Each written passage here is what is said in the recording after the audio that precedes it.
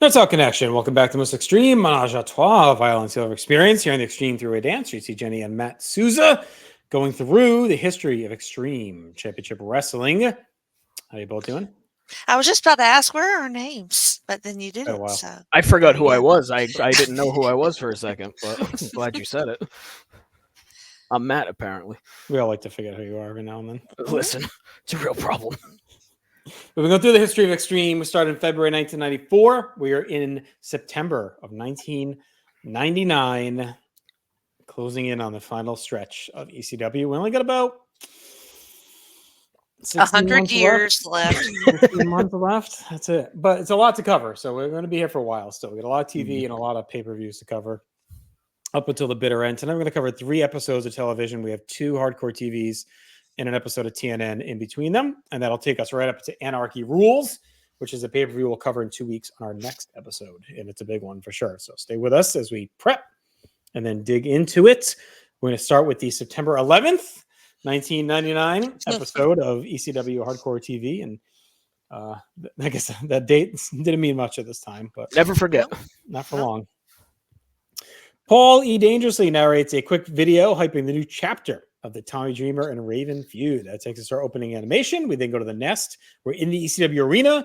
Joey hypes up Anarchy Rulz. This is 1 week away from Chicago.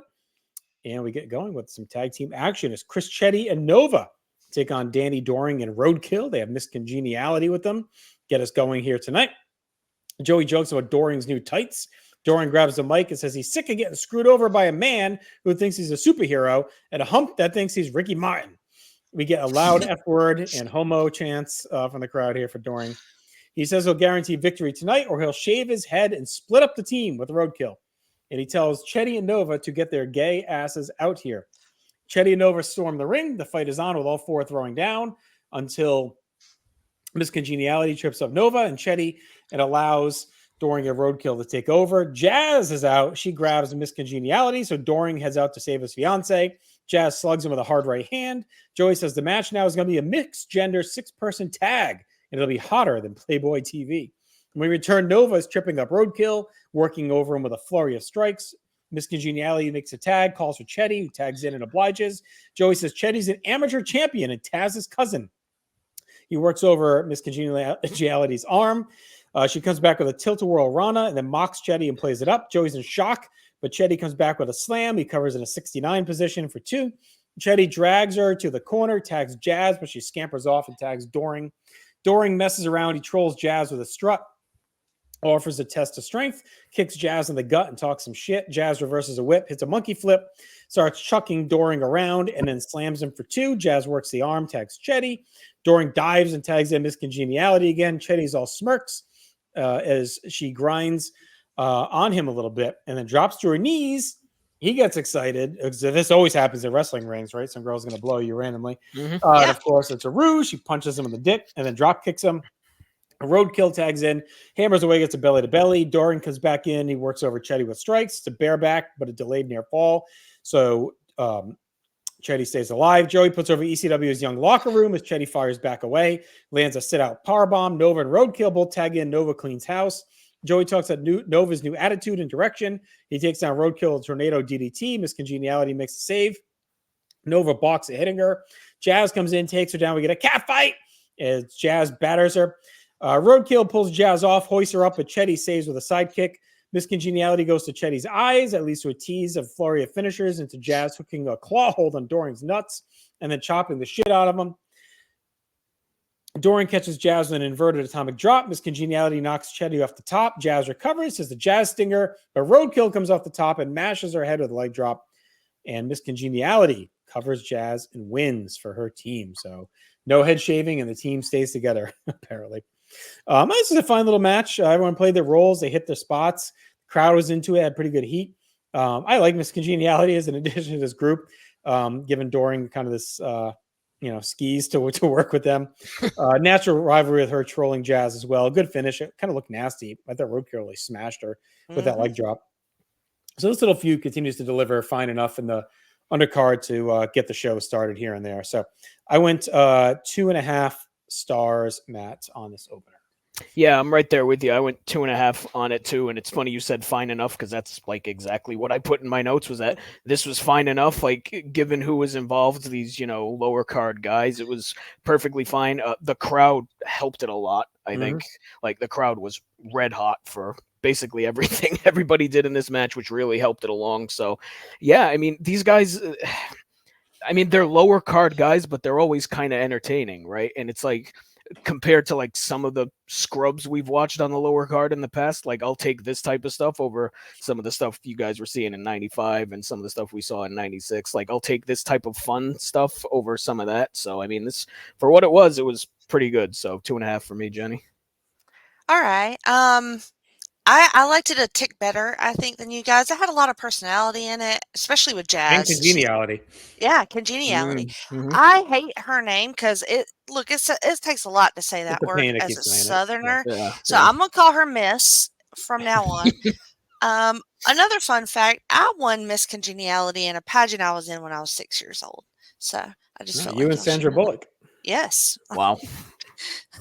she put us on the map. She won it twice. There was a sequel. But I love Jazz coming out real hot, punched Doring right in the face to start with, and she went and they put it more intergender wrestling. Then you didn't get a cat fight till like way towards the end of the match, so it wasn't just the girls against each other.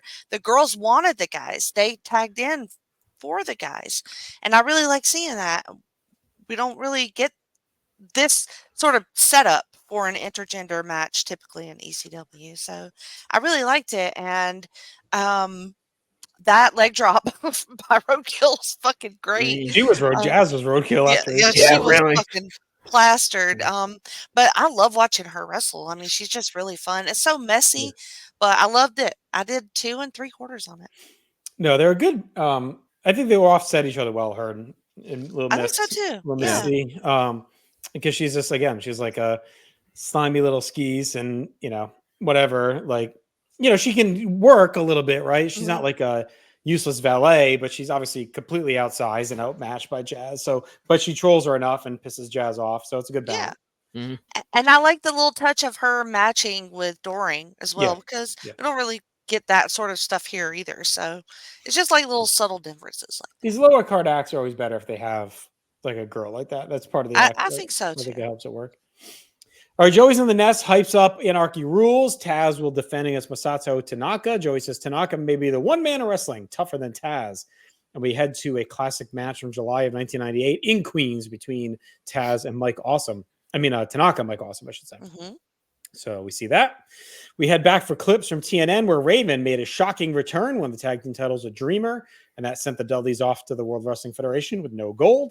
Joey in the nest talks about how Raven has used the Dudleys to try and eliminate Dreamer back in the day, and Raven never authorized a hit on Beulah. This was Raven's receipt, though, for that injury. Joey says this was brilliant by Raven to force Tommy to hold his first ever gold with a man he hates or give up the titles to let down his fans. So, Jay, this is interesting. We'll get to Tommy's segment in a second here, but I like them kind of retconning that, Raven not only is doing this to mess with Tommy, he also wanted payback because at the end of the day, he had some level of care for Beulah, right? So, he probably wasn't too happy the Dudleys broke her neck. Like that wasn't part of his deal. And so, retcon is retcon, but I think it's a fitting one here. I think it works well with them saying basically, he did this to send the Dudleys out without the belts to his payback for the Beulah stuff. Yeah, I don't mind it. It's a little thin, but I've seen worse. So I don't mind it at all. Like, whatever. I'm just happy Raven's back. So whatever y'all want to say is fine with me. Yeah, it's you didn't necessarily need more than Raven wants to fucking stick it to Tommy, but it's it's fine that they do, and it makes sense when, it is a little thin to Jenny's point, but it does, when you think about it, it does make sense given his, I just saw my name change there. So. The way I saying how long it took.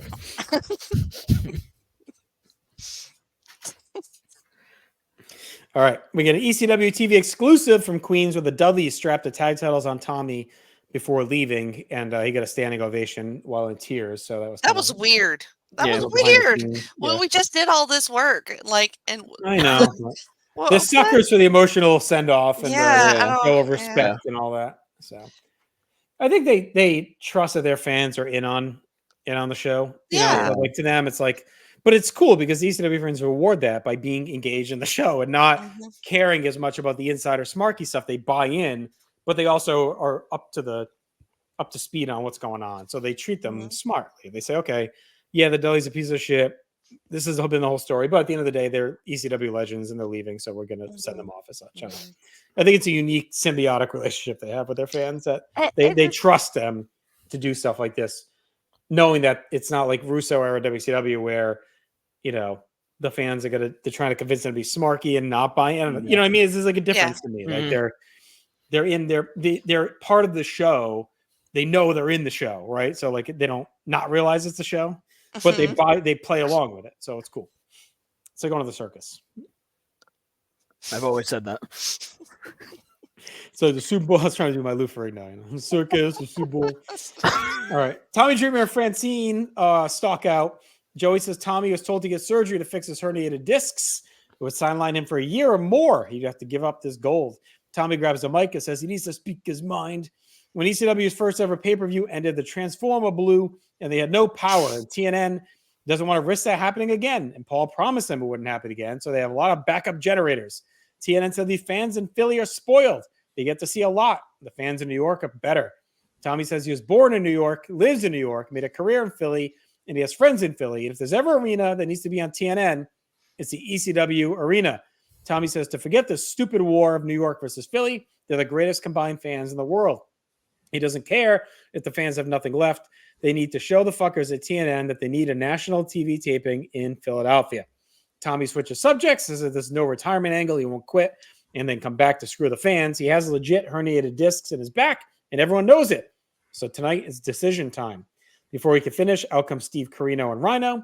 Joey says this idiot always interrupts Dreamer every time he's about to talk to the fans. Says Corino is the biggest jerk in ECW history. Corino says Tommy has come to a decision, and the way he looks at it, he's got a dilemma. The fans chant, shut the fuck up. And Corino says, I wonder why TNN doesn't tape TV in his crap hole. That's a great line. Corino says Tommy has a choice. Hand over the belt and disappoint the fans, which he won't do because he's as big as a mark as the people in the seats. Or he can risk his life and career to defend the titles to make the people happy.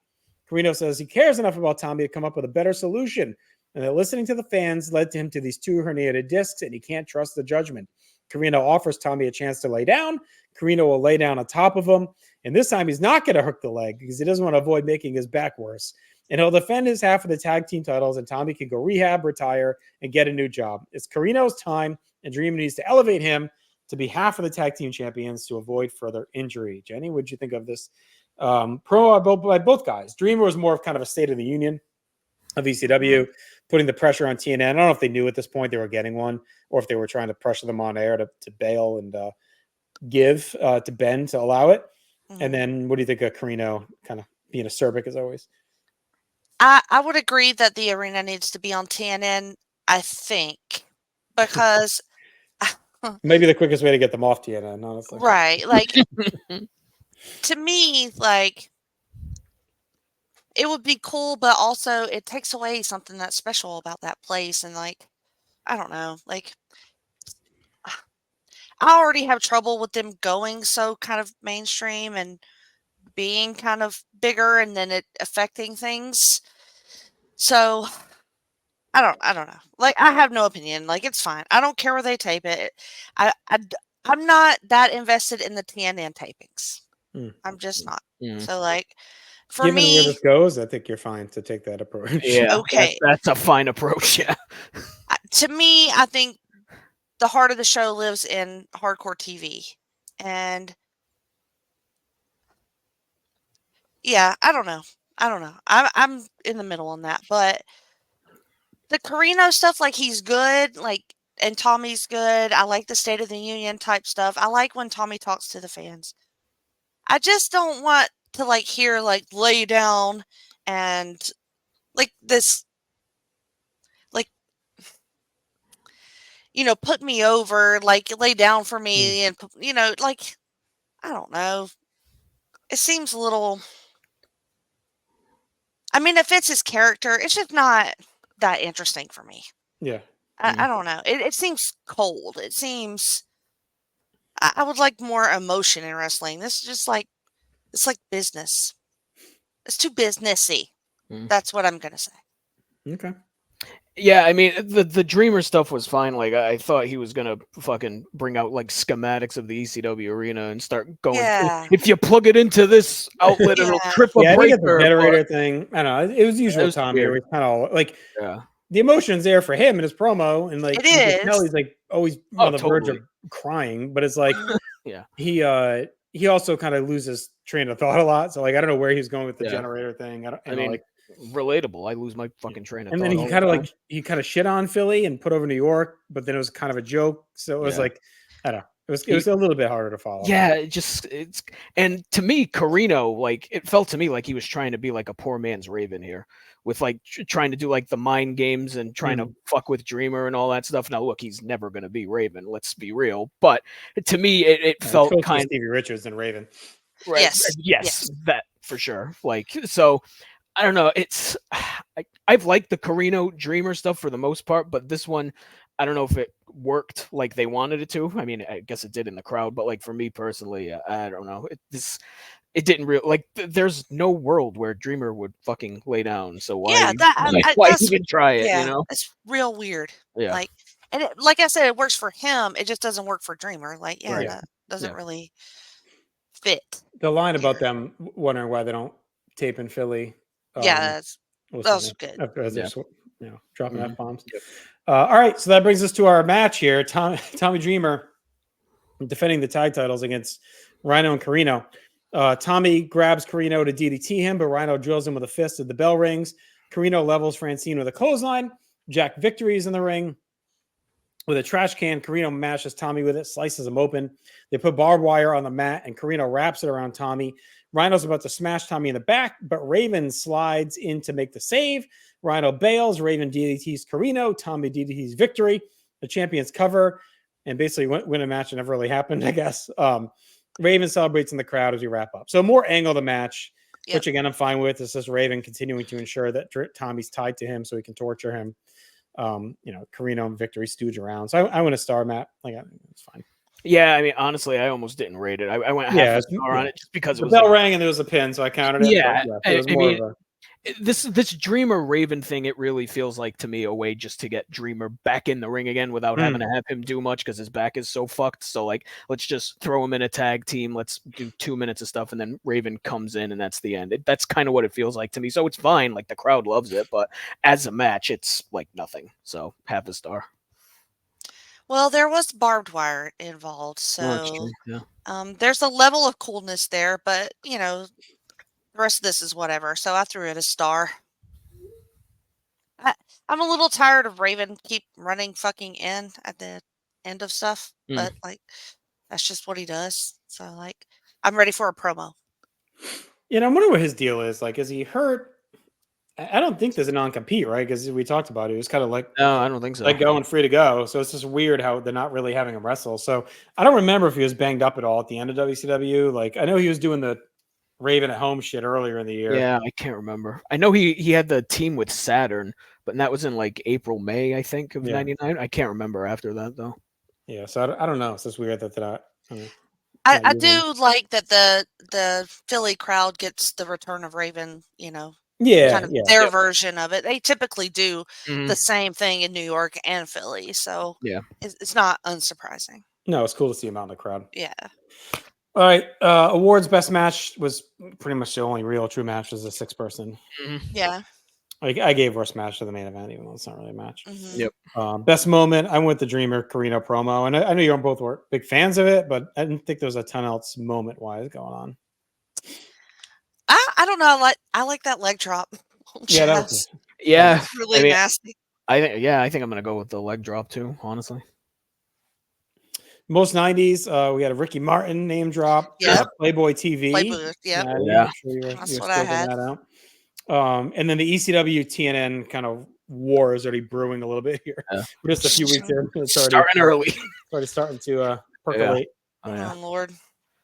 Did you used to try? I don't know if we got Playboy TV until like later when like you started getting digital cable. Like Scramble Vision. Well, with Spice was the channel that was always Spice Spice TV. But did they show softcore or was it all like? It was all soft. Legit? Yeah. Yeah. It was like Skinamax.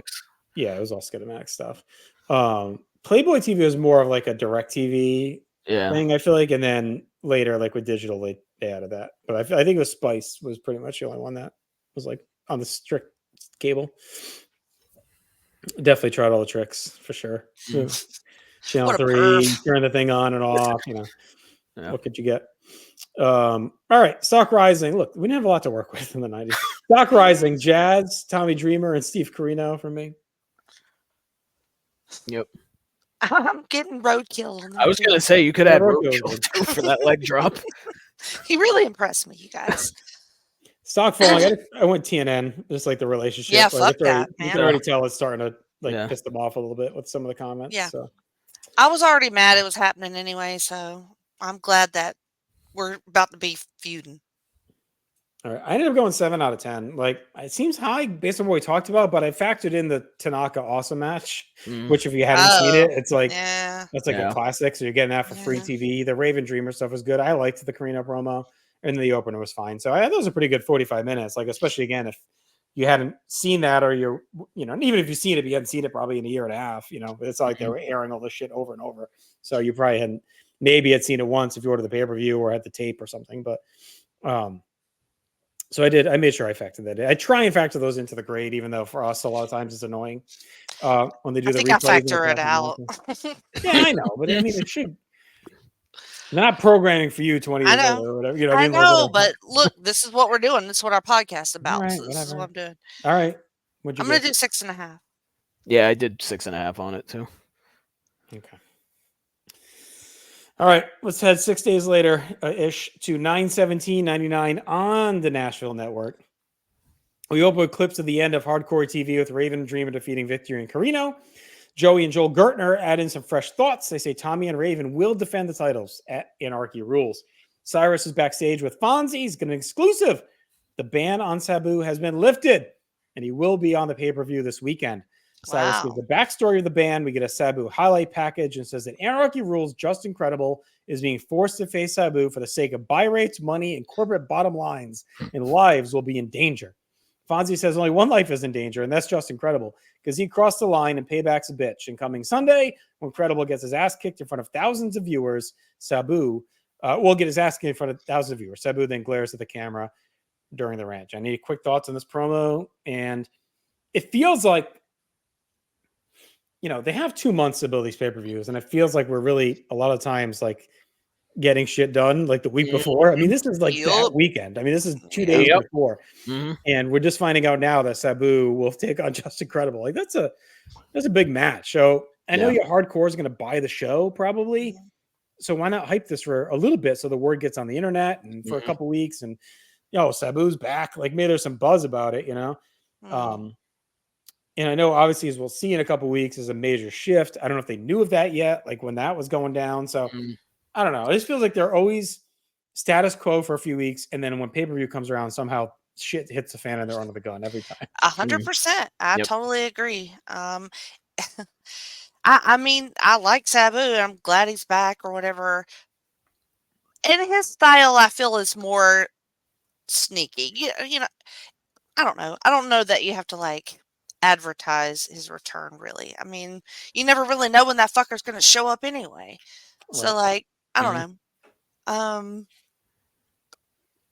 I wonder if he is fully healed from his jaw I don't think he's ever issues. fully healed. Yeah. So, like, and what I want to know the shape that Sabu is in. Which Sabu are we getting when he returns? Probably the same Sabu, because I don't think he's ever healthy ever. No. Okay. I think like a Sabu 100% is like a normal person 65% or something. Maybe I'd like to see him without, like wrappings all over his face and body. Perhaps. Maybe not with his jaw taped. Right, we'll see if he has all the tape on the jaw again. All right. We get our opening animation. Joey and Joel are in the nest. They set up Anarchy Rulz the night ahead. We're in the ECW arena for TNN. So Tommy got his wish answered pretty quickly, I guess. Yep. Yeah. To come film here. So that's like where it's kind of silly with the timing on some of this stuff. It's like, why not have Tommy say we got it ddone or something like that? It's like kind of odd. Are we really supposed to believe that they didn't tape this like that same night? You know what I mean? Like did they really waited 6 days later, we're back. Right. Speaking of back from the dead, PN News is here. Oh, Jesus wow. Christ. Okay. I don't know if you've been Not for seen long, bro. since WCW early 90s. He's got a Phillies jersey that has sucks written all over it. SUX, of course, because he's Right. cool. Because it's He cuts a rap against Philly, does his old yo, baby, yo, that is met with complete fucking silence. Just great heel shit to lead into this stupid gimmick. Out comes Spike Dudley. That's our opening match. Spike Dudley versus PN News. Spike storms the ring. News attacks right away. Spike ducks a clothesline, flies into PN, who catches him and slams him. I'm going to call him that, like Mike Adam used to call Punk CM. PN goes to the middle rope, misses a twisting senton. Spike kicks low and finishes with an acid drop. Just another washed up big man brought in to drop to Spike. Gertner rhymes for us, and Joey compares him to 1991 Paulie Dangerously to get in line with PN News. Spike stomps off. Whatever, Matt. I mean, 1 star. They don't know what to do. It's like, I don't think Spike, besides fighting his brothers, he has like no feud ever. No. And all they do is just have him beat random people. So whatever. PN News is here. That popped me to see him, and I did think he was actually kind of funny, like trolling the fans. But I swear to God, every podcast I do has either fucking PN News or Eric Watts on it. It's ridiculous. I swear to God. You're about to get a little bit more because he actually stays around. He does. I know. For a little bit as a different character. Yeah. It's brief though. It's yeah, not long. I mean, to your point, I mean, these Spike things, they're always fun and quick, but like, Jesus, give him something to do. Like you could still have him team with Balls just because they lost the titles like twice in a month. You could still do a tag team with him and Balls, or give him something else to do, for God's sake. Like, it's fine that he's fucking killing PN News because PN News deserves it. But like, other than that, like, I don't know. He's like one of the best small guys in the business. It's kind of getting old and predictable. Like every time he's doing with a big guy, he kicks him in the balls and hits the acid drop. Yeah, like you know what's going to happen every time. He's become 911. I mean, that's what it's become. It's like pop the crowd for 30 seconds, kick a guy in the nuts, and hit a move. And it's I think that's like the choke slam from 911 that they used for a year. I don't know. It's just kind of lame. And I don't mind it when it's guys like this, at least. But like, I don't like when he does it against guys that are actually kind of in the mix, like when he was doing it to here and there, like Bigelow did it one time and whoever else, like that to me. But that at least became a little feud.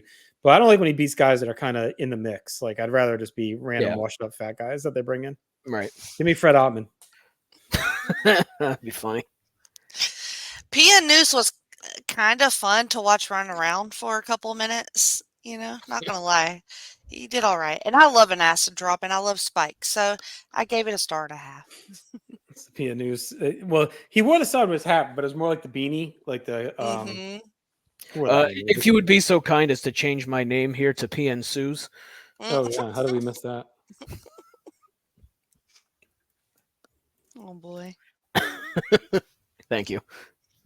I feel better now. Sucks. SUX. We cut outside. We see an ambulance with a graphic stating "News alert: ECW wrestler injured in locker room incident." And we go to break. Oh.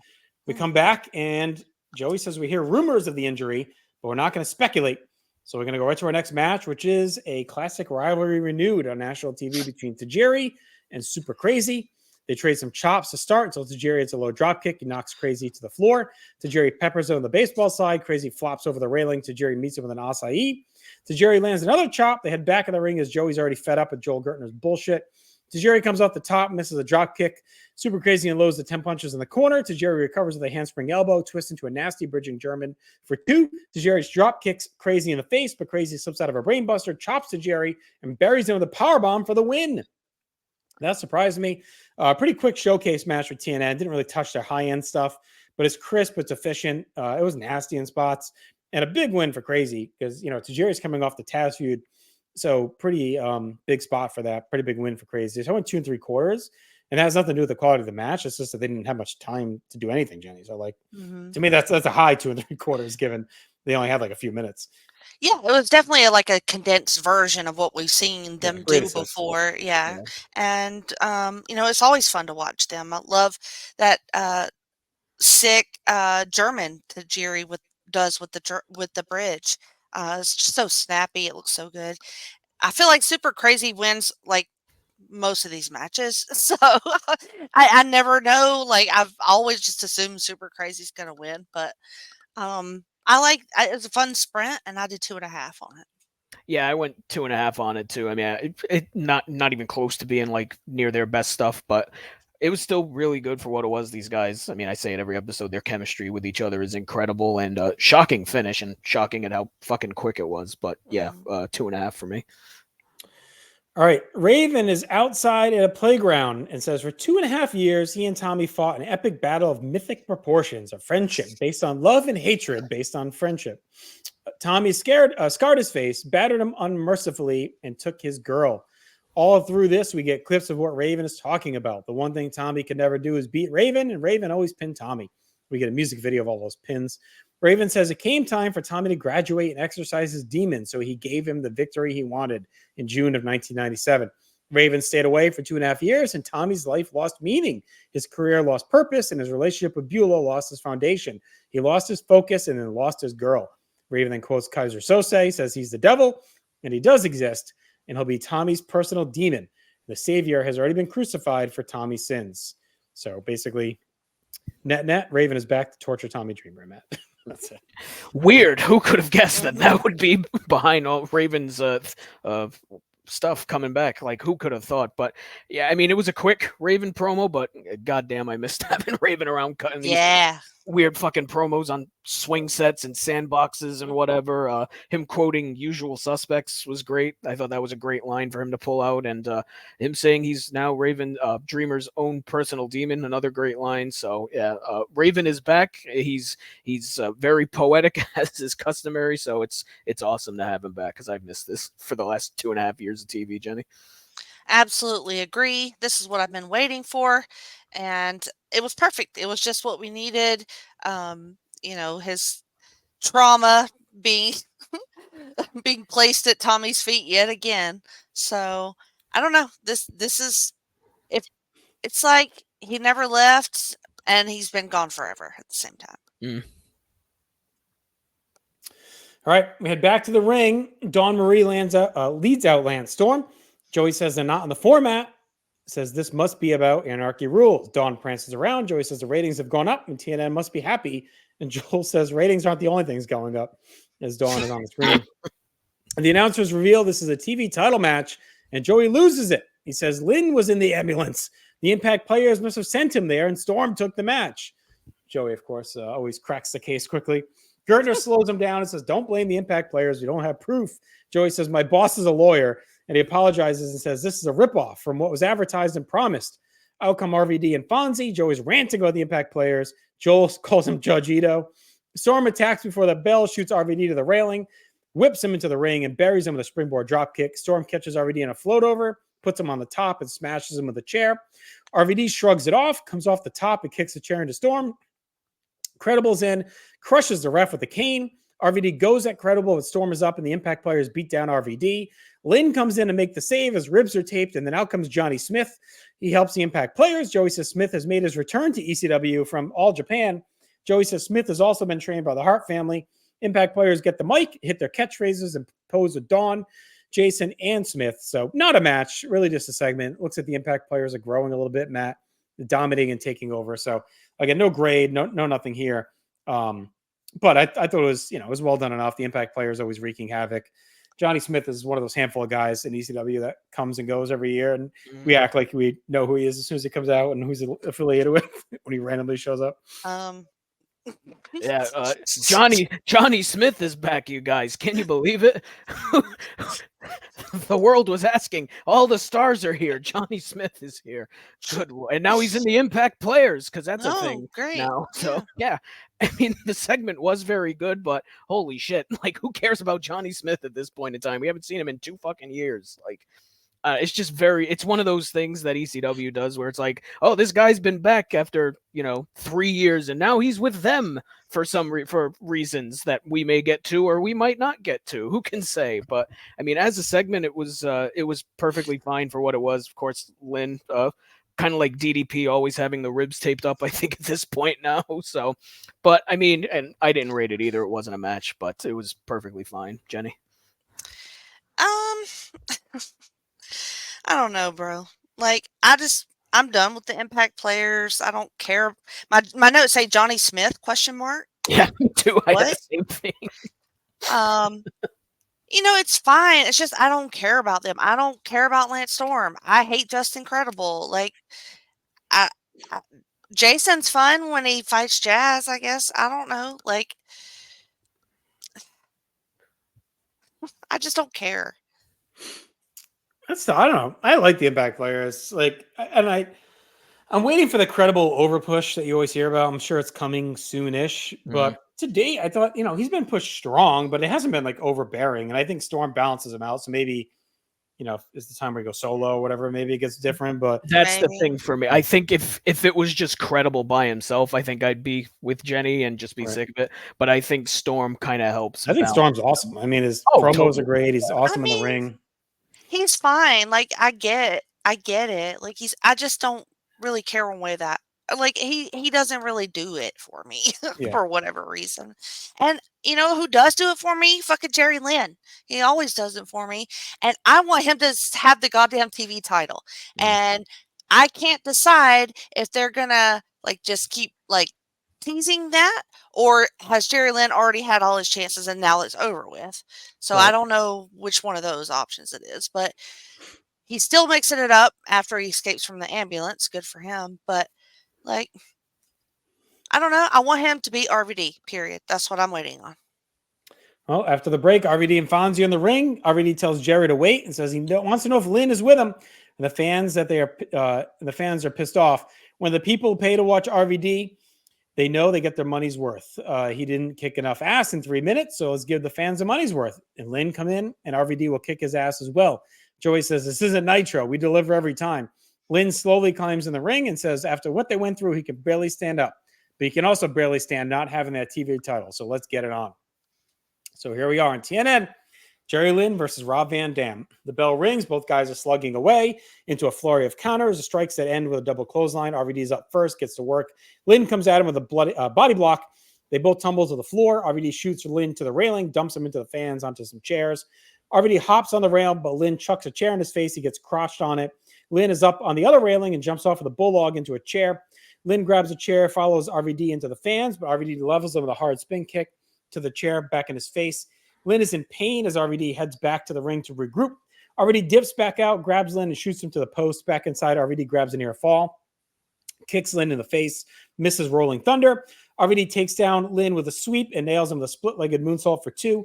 Fonzie tosses RVD a chair as Joey says these matches are always an even pick'em, but Fonzie always helps swing it for RVD. We get a flurry of counters into a top rope sidekick from RVD for 2. RVD throws Lynn to the corner. Lynn dodges a charge, gets a sunset flip powerbomb for 2. Joel puts over how big the chance is for Lynn because with the loss, he's back in the mix with the other challengers. RVD stomps away. Lynn floats out of a suplex. Lynn bridges with a German for 2. Lynn shoots RVD to the corner. He's slow to follow from the rib injury. He floats over RVD in the corner, but RVD clotheslines him off the apron through a table.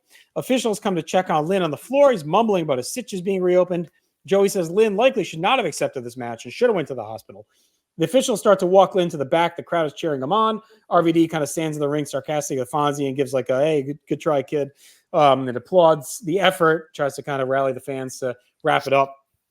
Lynn stops, looks around, sees that, and stalks back to the ring. RVD nails Lynn in the ribs as he comes back in, suplexes him into the ring for 2. Lynn dodges a springboard moonsault, drop kicks a chair into RVD, tries the cradle pile driver, but RVD breaks free. Lynn counters the Northern Lights into a DDT for 2. Then he eats knees on a charge, but then crotches RVD on the top, follows on the top rope superplex for 2. They trade some near falls on a series of roll-ups. RVD kicks out at 1. Lynn bangs into a chair that Fonzie was holding up. Lynn looks cooked, but dodges a 5-star frog splash. He rolls RVD for, I thought this was like an all-time near fall. This seemed like it was it for sure. Yep. But RVD is up. Fonzie has another chair. RVD crushes Lynn with the Van Daminator and wins the match to retain yet again over Jerry Lynn. Fonzie again is the X factor in this match. RVD and Fonzie celebrate. Lynn is writhing in pain. Joey recaps the night. RVD offers a handshake. Lynn obliges. And Joey wonders if Jerry Lynn did Johnny Smith a favor for his TV title match on Sunday. So great match. I thought it was a classic on TNN. Kind of the first great match of the show. Epic near falls, hard-hitting offense, a nonstop pace. Lynn looked like a warrior. I mean, if they ever wanted to do this, pull the trigger, like this is it. Why not? Motherfuckers, why not? The crowd I was sure.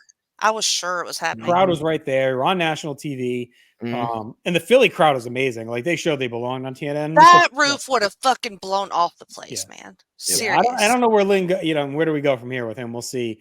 But it's been an all-time rivalry for these two guys. Every match delivers. This is on par with their best, which I thought was Hardcore Heaven so far of their series, and I thought this was right there with it. So I went 4.25. That has it even with that for me is tied for their best of all their matches. So, Jenny, what do you think of the match? I know you're disappointed in the finish, but yeah, I am a lot. But it's a hell of a match, and they always have fucking bangers, and they're so fucking good. And I just ready like. If there's anybody on this roster who can take this title, it's fucking Jerry Lynn. And RVD should be, I mean, he's been champ forever. He should be in the world title mix. Like move him up. Yes, let's go. 100%. Let's go. It hurts my heart. Like, the match is so good, and like that bandage just does so much for this match. Just the simple bandage around his waist, because when he's selling, it looks incredible, but then when he's working his ass off, he looks like you said, a warrior just fighting through it. So, also, when did he get stitches? Like, did they do that in the ambulance? Like, at what point did he get like a abdominal stitch situation? Did he get shanked in the locker room earlier? So anyway, I think he was already cut open, right? Injury. Yeah, I think it was that he already had stitches previously. He's had the ribs taped forever, so I think he was saying they ripped back open. Maybe I just don't see how stitches are involved. But anyway, stitches get stitches, Jenny. But yeah, I went 4 stars on it. It's really awesome, but it's just it hurt, Maddie. Yeah, I went 4 stars on this too. It's the typical, like, incredible revolutionary type of stuff we've seen out of RVD and Jerry Lynn. But then the finish happened, and it was just fucking deflating. Like, this was the night to do it. The story was there with Lynn in the ambulance with the ribs taped up. RVD had an out if he did lose, because RVD was beat up too. So even if you want to have Jerry Lynn beat him and then you build to a rematch in a week at the pay-per-view, you could have done that. So this was the night to do it, and I think you're kind of at the point now where if you're afraid to pull the trigger on Jerry Lynn having him beat RVD, you got to keep them apart for a little bit. I think you can't keep having Jerry Lynn lose to RVD. I mean, they've covered a few times. They're using the Fonzie thing as kind of a rationale too. Yes, Fonzie keeps swinging the tide, which is fine. And that's a good point. I mean, Fonzie does add a ton to those matches, right? And also, Johnny Smith gets the next title shot. Yeah, that's a weird. Well, especially on pay-per-view. Like, it is a tough sell to go from this on TV to then say, okay, now he's going to go to pay-per-view for Johnny Smith. Right, and that's the other thing, too. It's like, where does RVD go from here now that he's still TV champion? And now, to me, the feud with Jerry Lynn is over. So, obviously, apparently, Johnny Smith. Challengers, yeah. They're like, so he doesn't have anybody, The roster is just weird right now. Like, they have good stuff, but it's very, everyone's like in an odd place. They've been in the place they're in for a while. For a while, yeah. So it's not a lot of like shake up. It's just odd, like, So Dudley's going, someone else going very soon. So, we'll see. But like, if you're not going to do Lynn, give us like Super Crazy and RVD on the pay-per-view, or to Jerry, or even Guido has been like busting his ass. Like, let's get RVD versus Little Guido on the pay-per-view. Like, that would be sick, So I mean, I went the 4 stars on it. It was as a match probably worth 4.25, but that finish just kind of took it down for me. So it's still a great match, but they should have pulled the trigger on Jerry Lynn here. All right, we wrap with Joey and Gertner plugging the next ECW Arena show and Anarchy Rulz. They get the full card. I guess this is the full card, but most of the card for the first time, really. RVD versus Johnny Smith for the TV title. Jerry Lynn versus Lance Storm. To Jerry versus Super Crazy versus Little Guido in a 3-way dance. Just Incredible versus Sabu, Taz versus Masato Tanaka for the ECW title, and then Tommy Dreamer and Raven versus Steve Corino's mystery team for the tag team titles. Plus more surprises promised for Sunday. Okay. All right, best match, obviously, Lynn RVD. Yeah, for sure. Worst, I went Spike and Yo Baby, Yo. Yeah, I guess technically.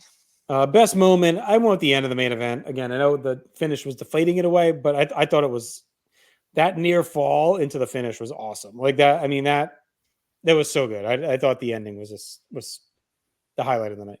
I mean, I went with that near fall specifically. Yeah. Raven promo for me in this one. Most 90s, I went with the Raven Dreamer feud. It's very 90s. And then Judge Ito. Yeah, Judge Ito. Reference Yeah. there. Stock rising to Jerry, Super Crazy, the Impact players, RVD, Lynn, like, all had big nights. Raven. Mhm. Raven, yeah. Stock, Spike. yeah. Stock falling, low baby, low baby, low. 8.5 for me. I mean, 40-minute show with that main event, like whatever the hell else they had didn't matter, and the rest was still pretty good. The Raven promo, PN News was funny as a heel. The Spike thing got a pop. So I mean, it's a great episode of TV. Yeah, 8 out of 10. Yeah, I went 8. All right. Let's close things out. This is gonna be a quick finish here. We have the go home hardcore TV for Anarchy Rulz. This is the day before on 9/18. Joey's in the nest. He hypes up the pay-per-view. Fonzie and Sabu in the bathroom. Fonzie rants about Just Incredible crying, getting Sabu banned, but now that ban is gone, we'll get revenge and everyone will get their money's worth watching the most violent man in wrestling. We get our opening animation. The Impact players are in the gym. Storm says Sunday's the biggest event in ECW history. The chips are down. The company needs a home run. So they're going to turn to the Impact players to get it done. They're in 3 of the top main event matches. And Johnny Smith, Just Incredible, and Lance Storm will all win. Incredible asks Sabu if he's afraid and running and scared for his life. Of course he is. What Sabu may do to him he's petrified. He's petrified. All the chairs and tables. But when you take an animal and back him against the wall and give him nowhere to go, he'll rip Sabu's heart out. And in Anarchy Rulz, Sabu will know why they're called the Impact Players. And then we get a long Impact Players music video. We get a classic Raven promo from January 95. Joey talks about the bizarre situation with Raven and Dreamer, wonders if it's all a plot and if Carino will benefit in the end. We then get a Dreamer Raven history package. We get the Dreamer Dudley's match from Queens where Raven returned. We get the full rundown of the pay-per-view from Joey.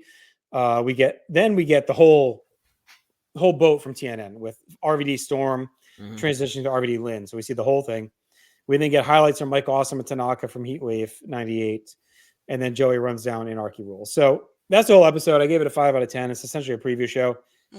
Again, if you hadn't seen the TNN show, you get that RVD Lynn match, which we just talked about as a classic. You get the highlights from Heatwave, Impact Players promos, whatever. But any quick thoughts on that? I didn't give any awards or anything. It's just a throwaway.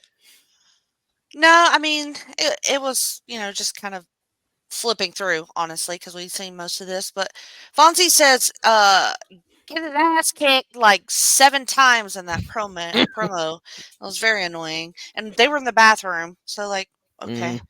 Not a great promo by Fonzie, but I'm glad that Sabu is back. And, I'm ready to see him kick some ass.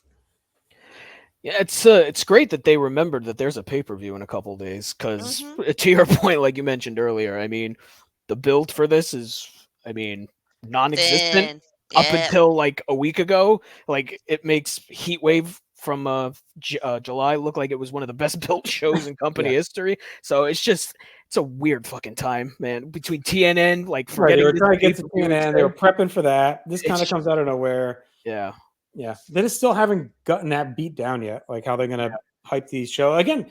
I think they're just really relying on the name value of the brand. The diehards are gonna buy it. There'll be chatter on the internet that you have to get ECW pay-per-views, right? Because they always deliver, which generally they do. I mean, like to their credit, like there's always at least a couple of great matches and moments on there, so they're generally worth whatever the $40 or $30 it was at the time, right? So.